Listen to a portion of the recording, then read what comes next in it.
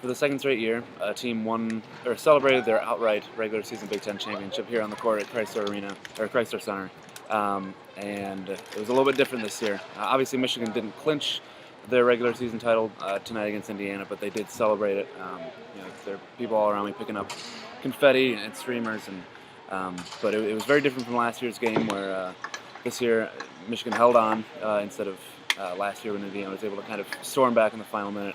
But Michigan wins 84-80 over Indiana tonight.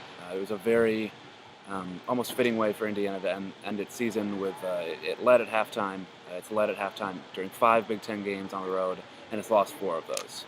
And it's kind of been one of the many negative themes of the season for IU. They all kind of combined here in the second half at Michigan, and then led to that loss. Indiana was up at halftime, and it played really, really well in terms of, it came out, it made its first 9 shots, and Indiana also, the ball security for the Hoosiers was much improved in the first half. I think they had 10 assists and only 3 turnovers. And then in the second half, it was very, back to kind of how Indiana's been all year. They turned the ball over, I think, 12 times after halftime. Will Sheehy and Yogi Ferrell each had 4 turnovers.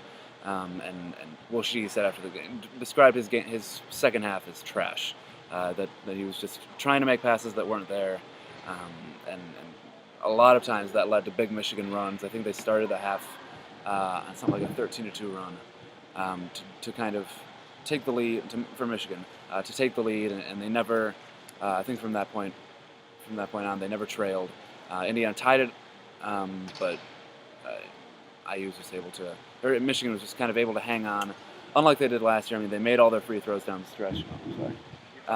They made all their free throws down the stretch, including Nick Stauskas made 2 with 3 seconds left to extend Michigan's lead to 4, which obviously was the kind of the clincher for Michigan to win this game here tonight.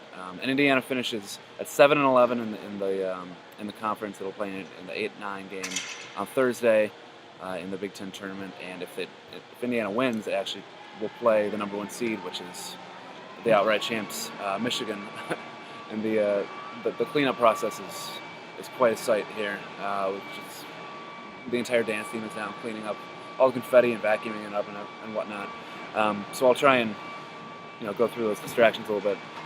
There were still a lot of positive signs for Indiana tonight. I mean, a lot of the young players, a lot of the freshmen who've been fairly inconsistent, really have come on lately. Troy Williams stands out especially. He was 8 for 9 tonight. He's been really, really efficient. I think he was 7 for 9 in one of the recent games.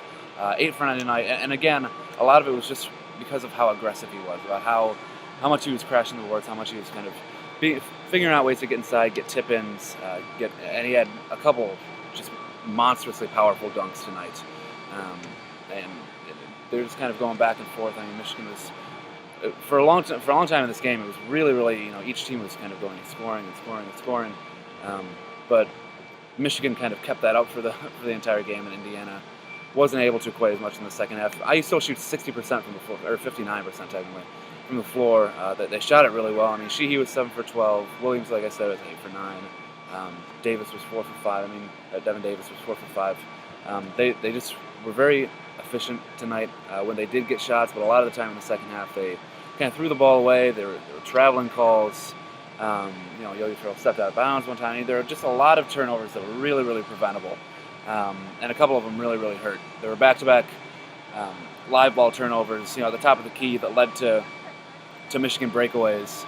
With about 9 minutes left, Indiana came back, cut the lead to 1, and was, had the ball. Obviously, was coming off the court, and back-to-back times, Yogi Ferrell and then Evan Gordon turned it over, and it turned into a Michigan basket, and that they were able to kind of pull away then.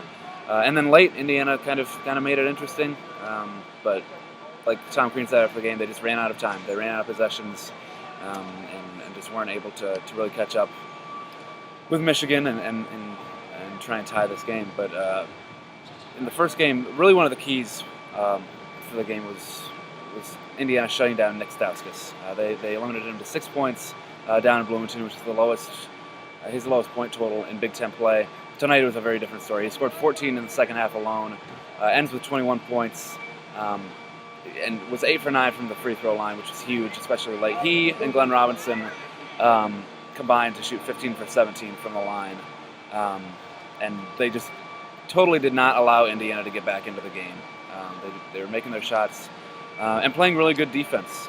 Obviously those turnovers weren't totally 100% on IU. Michigan was able to kind of ball hawk and play some really good defense late, and so they get out with this 84-80 victory. Indiana heads to the tournament.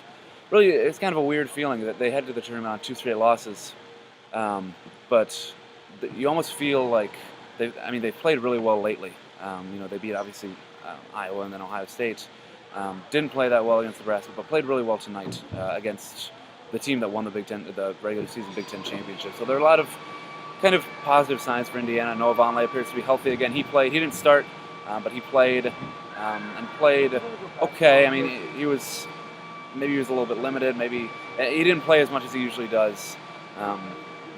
So maybe he was a little bit limited still by that foot. But the fact that he's back, the fact that Troy Williams is starting to play well, Devin Davis is starting to play really well, the fact that kind of young bunch of guys is really starting to elevate their games recently is a sign that maybe Indiana can win a game in the Big Ten tournament, kind of gain maybe a little bit of momentum going into what we assume is an NIT appearance. We will be in Indianapolis for that tournament next week, for the Big Ten tournament, obviously. So this is not the last you'll hear from Inside Indiana Overtime, but this is the last you'll hear from me tonight. I'm Alex McCarthy from Ann Arbor for Inside Indiana, and you have a good rest of your